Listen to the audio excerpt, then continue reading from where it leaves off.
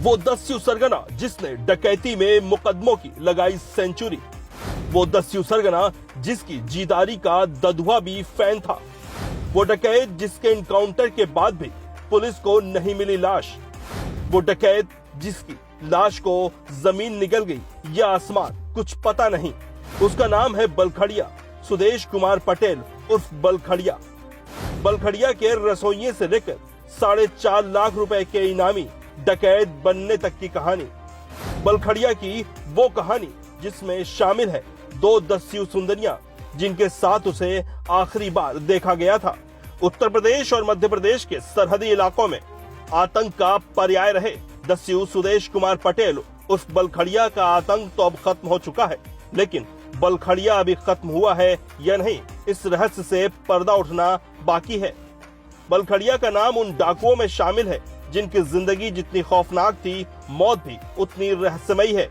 बलखड़िया वो डकैत है जो जीते जी तो पुलिस के लिए चैलेंज था ही, उसकी मौत को साबित करना उससे भी बड़ा चैलेंज था। वजह है पुलिस को उसकी लाश का बरामद न होना। हालांकि पुलिस अपने तौर पर यह मान चुकी है कि बलखड़िया मारा जा चुका है, लेकिन यह भी सच है कि उसकी लाश आज उसके एनकाउंटर के 7 साल बाद भी नहीं मिली। मध्य प्रदेश के साथ उत्तर प्रदेश में कुख्यात डकैत बलखड़िया के ऊपर 100 से ज्यादा केस दर्ज थे और उसके ऊपर 6.5 लाख रुपए का सरकार ने इनाम भी रखा था। वो किसी जमाने में ददुआ के लिए खाना बनाया करता था, लेकिन धीरे धीरे उसने पहले ददुआ गैंग का खास डाकू बन ददुआ के दिल में जगह बनाई। उसके बाद अपने खुद का गिरोह बना, उसका सरगना बन गया। ददुआ और सुंदर पटेल की मौत के बाद उत्तर प्रदेश और मध्य प्रदेश की पुलिस ने कुछ राहत की सांस ली थी, लेकिन ये राहत ज्यादा दिनों तक नहीं मिल सकी, क्योंकि पाठा के बीहड़ों में गोलियों की तड़तड़ाहट के बीच एक नाम गूंजने लगा था। वो नाम था बलखड़िया। उत्तर प्रदेश से लेकर मध्य प्रदेश के बीच बड़े इलाके में फैले बुंदेलखंड में एक बार फिर डकैतों ने सिर उठा लिया था। बुंदेलखंड के पठारनुमा पहाड़ियों में बलखड़िया गैंग का गढ़ था। इन पहाड़ियों को ही स्थानीय बोली में पाठा कहते हैं। पाठा के बीहड़ों में बसे गांव में 60% से ज्यादा कुर्मी बिरादरी के लोग हैं। इसके अलावा यहाँ कोल आदिवासियों की भी संख्या काफी ज्यादा है। बलखड़िया का इन लोगों पर काफी प्रभाव था। इनमें से अधिकांश उसे अपना हीरो मानते थे। ददुआ और ठोकिया के समर्थक भी बलखड़िया के दीवाने थे। वजह थी बलखड़िया का इन दोनों से और इन दोनों का बलखड़िया से लगाव। हालांकि बलखड़िया ददुआ की गैंग से ही निकला था, लेकिन तब भी वो ददुआ का खास बना रहा। ददुआ ने कभी उससे बैर नहीं रखी और बलखड़िया भी ददुआ को अपना गुरु मानता रहा। शुरुआत में बलखड़िया न होकर सुदेश कुमार पटेल था। जब वो ददुआ का खाना बनाया करता था, उसका ये नाम भी उसके हुलिये की वजह से पड़ा था। डकैत सुदेश कुमार पटेल को उसके सिर के खड़े बालों की वजह से बलखड़िया कहा जाता था। खाना बनाते बनाते इस खड़े बालों वाले रसोइये ने ददुआ के दिल में ऐसी जगह बनाई कि वो ददुआ का खास बन बैठा। एक वक्त वो भी आया जब ददुआ बलखड़िया से मशवरा किए बगैर कोई काम नहीं करता था। वो अपने खास मिशन पर भी अक्सर बलखड़िया को ही भेजता था। उसकी बहादुरी से खुश होकर कुख्यात डकैत ददुआ ने उसे अपनी 375 बोर की राइफल इनाम में भी दी थी। ये देख ददुआ के कई मातहतों की भौवें तन गई थी। बलखड़िया ने ददुआ के लिए कई कारनामे भी अंजाम दिए थे। फिर उसकी महत्वाकांक्षा बढ़ी तो उसने अपनी खुद की गैंग बना ली। इस गिरोह में 15 से 20 सदस्य थे जो हमेशा उसके साथ रहते थे। इन्हीं 20 लोगों की मदद से बलखड़िया ने बीहड़ों में आतंक की वो इबारत लिखी कि मध्य प्रदेश के साथ उत्तर प्रदेश पुलिस के भी बाल खड़े हो गए। पुलिस ने कई बार उस पर हाथ डाला, लेकिन वो हाथ नहीं आया। धीरे धीरे उस पर 100 से ज्यादा मुकदमे दर्ज हो गए थे। बलखड़िया यूं तो बहुत शातिर और खतरनाक था, लेकिन 2 दस्यु सुंदरियों के चक्कर में वो फेल हो गया। उसे भी अपने साथ दस्यु सुंदरियां रखने का शौक हो चला था। कुछ लोगों का मानना है कि बलखड़िया के फंसने की वजह भी वही दस्यु सुंदरियां बनी, क्योंकि बलखड़िया के मूवमेंट पर पुलिस की नजर भी उन दस्यु सुंदरियों की वजह से आसान हो गई थी।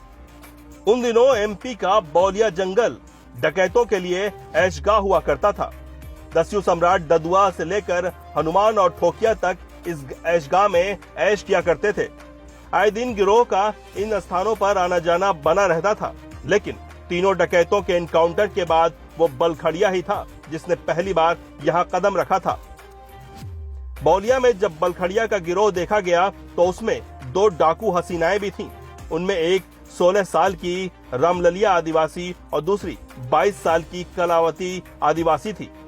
जब इसकी सूचना एमपी के एक सीनियर पुलिस अधिकारी तक पहुंची तो उनके चेहरे पर एक रहस्यमयी मुस्कान थी। तब उन्होंने कहा था कि इन दस्यु सुंदरियों का डकैतों के साथ होना पुलिस के लिए अच्छी खबर है। ये वाकया जून 2015 का है। तब बलखड़िया को भी नहीं पता था कि आने वाला जुलाई उस पर भारी है। बलखड़िया को अब तक मध्य प्रदेश और उत्तर प्रदेश की पुलिस चित्रकूट के जंगलों में घेरना चाह रही थी, लेकिन उस दौरान गिरोह की लोकेशन रीवा जिले के बौलिया जंगल में मिली। कुछ आदिवासी महिलाओं ने 2 महिला डकैतों समेत 12-13 लोगों को असलहे के साथ जंगल में देखा था। इसकी चर्चा आसपास के गांव में भी होने लगी। हालांकि गिरोह ने किसी भी वारदात को अंजाम नहीं दिया था। असल में उन दिनों बौलिया सहित सिमरिया के जंगलों में तेंदू पत्ता तुड़ाई का काम चल रहा था और तेंदू पत्ता ठेकेदारों से रंगदारी की चाहत बलखड़िया को बौलिया के जंगल तक ले आई थी। जब पुलिस को बलखड़िया की मूवमेंट का पता चला तो पुलिस सतर्क हो गई और शायद पुलिस की सक्रियता की खबर बलखड़िया गिरोह को भी हो गई और जंगलों से होता हुआ बलखड़िया चित्रकूट में अपने ठिकाने की तरफ निकल गया, जहां पुलिस पहले ही जाल बिछाए बैठी थी और बलखड़िया उसमें फंसता दिख रहा था। आखिरकार 2 जुलाई 2015 को मारकुंडी थाना क्षेत्र के कोलान में बलखड़िया गैंग का पुलिस के साथ आमना सामना हो गया। दोनों के बीच जमकर मुठभेड़ हुई। घंटों गोलियां चली। इनमें गोली लगने से 3 सिपाही जख्मी हो गए और बलखड़िया भी गोली लगने से जख्मी हो गया। लेकिन पुलिस की समस्या ये थी कि उन्हें बलखड़िया न तो जिंदा मिला था और न ही मुर्दा। बलखड़िया के साथ ही घायल हालत में उसे लेकर बीहड़ों में लापता हो गए थे। पुलिस के लिए लोगों को यकीन दिलाना कि बलखड़िया मारा जा चुका है बड़ा मुश्किल था। पुलिस ने मुठभेड़ की पूरी कहानी मीडिया के साथ साथ लोगों के सामने रखी, लेकिन तब भी लोगों को यकीन नहीं हो रहा था कि बलखड़िया मारा भी जा सकता है, क्योंकि बलखड़िया अफवाहें उड़ाने में बहुत माहिर था। लोगों के साथ कहीं न कहीं पुलिस को भी ये लगता था कि अपनी ही मौत की खबर उड़ाकर बलखड़िया पुलिस की निगाह से बच निकलना चाहता है। हालांकि एनकाउंटर के बाद बलखड़िया गिरोह के एक सदस्य ने बलखड़िया के परिवार को बुलाकर बलखड़िया की गोली लगी तस्वीर दिखाई थी। ये तस्वीर पुलिस तक भी पहुंची, जिसके बाद पुलिस ने उस जगह को चिन्हित किया जहां बलखड़िया का तथाकथित अंतिम संस्कार किया गया था।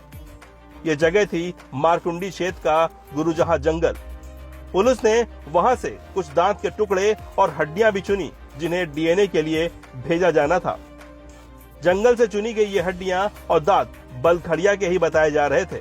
बाद में बलखड़िया गिरोह के एक सदस्य गया प्रसाद पटेल ने आत्मसमर्पण किया और उसने बलखड़िया की उस एनकाउंटर में मौत की पुष्टि की। उसके कब्जे से एक मोबाइल भी बरामद हुआ, जिसमें बलखड़िया की मौत से संबंधित बातचीत भी रिकॉर्ड थी। एनकाउंटर के करीब 2 हफ्ते बाद 15 जुलाई को पुलिस ने बलखड़िया के पुलिस मुठभेड़ में मरने और उसके अंतिम संस्कार की 4 तस्वीरें जारी की। इन सब के बावजूद बीहड़ों में एक तबका ऐसा है जो अभी भी बलखड़िया को मृत नहीं मानता। वो मानता है कि बलखड़िया पुलिस को चकमा देकर आखिरकार निकल जाने में कामयाब रहा और गिरोहबंदी से अलग साधारण जिंदगी जी रहा है।